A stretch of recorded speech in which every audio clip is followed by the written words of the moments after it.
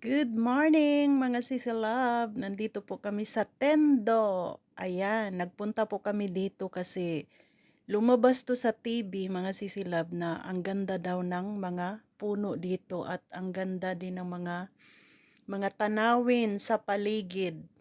Kaya nagpunta kami dito para mamasyal.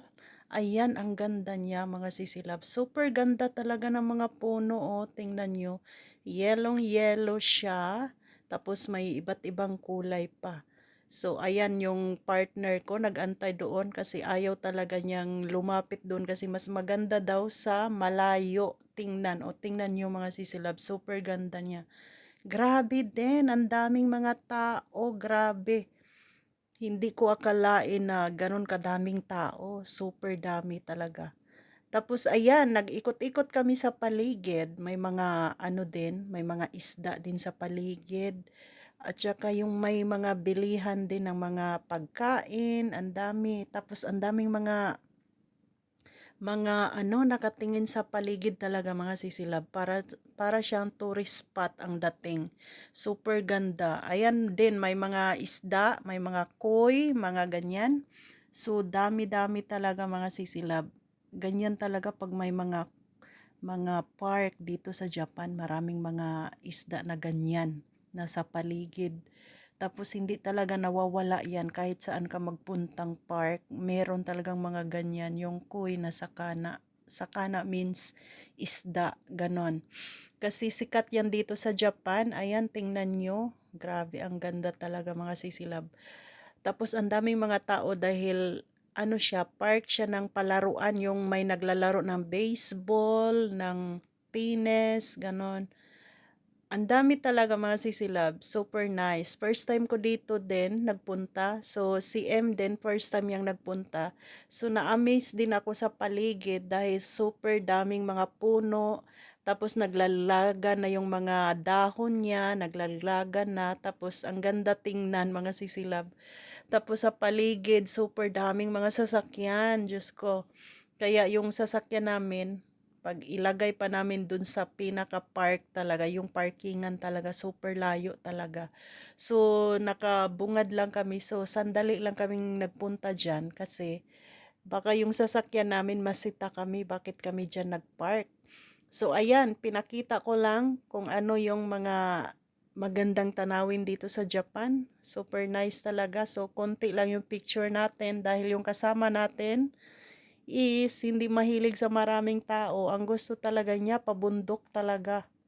So, kapag pabundok na, wala ka nang makikitang mga tao pero marami pa rin mga sisilab kasi yung mga tao nagpupunta sa mga ganitong lugar lalo na pag mga ganitong season dahil ang dami ng mga iba't ibang kulay ng mga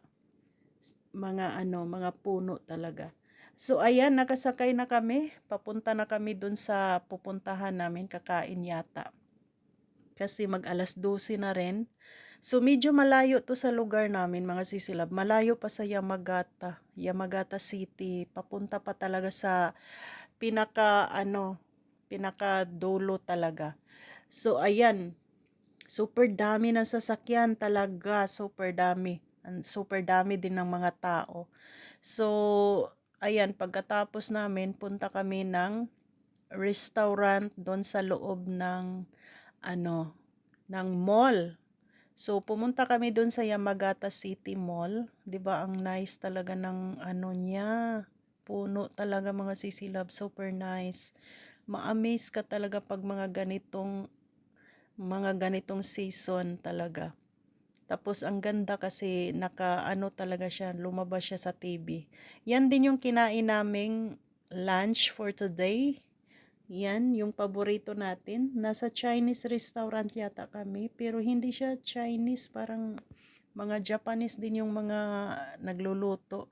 Super yummy yung gyoza. Siyempre, hindi mawawala yung sa akin. Ang gustong-gusto ko, yung chahang. Yung sinangag na kanin, mga sisilab. Sinangag na kanin dito sa Japan.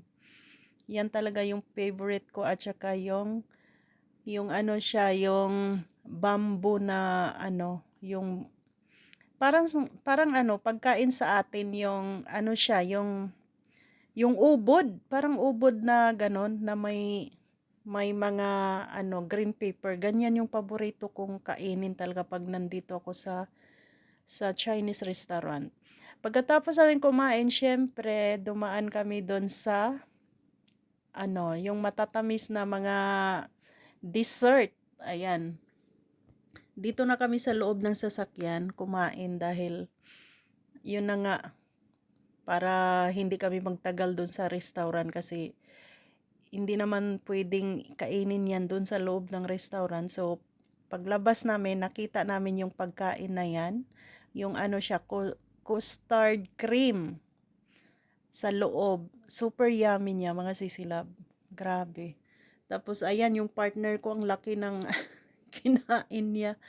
Ang laki ng ano niya, custard cream kasi yung flavor niya is coconut. Yung sa akin naman, yung ano ba yung peanuts ba or ano, yung may pagka ano sa atin, yung parang similar sa atin. Super yummy talaga mga sisilab.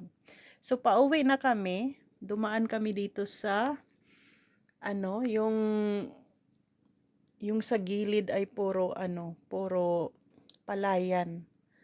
So, pauwi na kami ng bahay niyan, mga sisilab. Binidyuhan ko lang yung paligid kasi nakikita ko yung mga puno na nagyeyelo na siya. So, super nice talaga dito sa Japan. Napakalinis yung paligid. Tapos, medyo traffic kasi walang pasok ngayon. Thank you for watching. Bye!